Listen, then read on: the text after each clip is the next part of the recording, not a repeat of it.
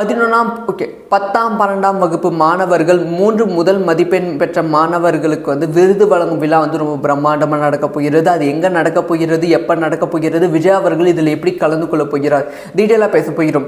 அதாவது கடந்த ஒரு 2 வருஷமாக வந்து 10 12ஆம் வகுப்பு ஒவ்வொரு தொகுதியில் முதல் 3 மதிப்பெண் எடுத்த மாணவ மாணவிகளை வந்து விஜய் அவர்கள் கூப்பிட்டு அவங்களுக்கு வந்து சர்டிஃபிகேட் கொடுக்கும் விழா வந்து ரொம்ப கோலாகலமாக வந்து கொண்டாடப்படும்.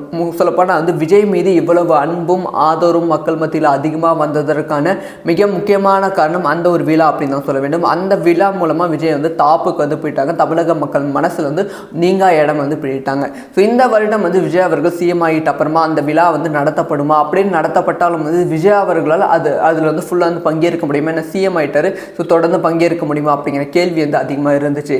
இப்போ என்ன தகவல் வந்து கிடைச்சிருக்கு அப்படின்னு பார்த்தீங்கன்னா, ஜூலை முதல் வாரத்தில் வந்து அந்த விழா வந்து ரொம்ப பிரம்மாண்டமாக நடக்க போகிறது அப்படிங்கிற செய்தி வந்து கிடைச்சிருக்கு.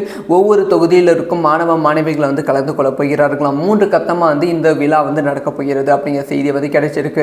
எப்படி வந்து விஜய் அவர்கள் வந்து தமிழக வெற்றி கழகத்தோட தலைவராக இருக்கும்போது வந்து ஒரு நாள் ஃபுல்லாக வந்து மாணவர்களுக்காக செலவிட்டாங்களோ அதே மாதிரி தான் வந்து இந்த விழாலையும் வந்து ஒரு நாள் ஃபுல்லாக, அதாவது சிஎம் ஆகிட்ட அப்புறமும் வந்து ஒரு நாள் ஃபுல்லாக செலவழிக்க போகிறார்களாம். 3 கட்டமாக நடக்கும். ஒவ்வொரு டேவும் வந்து ஃபுல்லாக வந்து செலவழிக்க போகிறார்களாம். ஸோ தமிழக வெற்றி கழக தலைவராக இருந்த விஜயை வந்து இப்போ வந்து தமிழக மக்கள் வந்து பயங்கரமாக வந்து கொண்டாடினாங்க. அப்போவே இப்போ சிஎம் விஜயை வந்து மாணவர்கள் வந்து எப்படி கொண்டாட போகிறார்கள் அப்படிங்கிற விஷயத்தை வெயிட் பண்ணி பார்க்கணும். இதை பற்றி உங்களோட ஒப்பீனியனை கமெண்ட்டில் லீவ் பண்ணுங்கள்.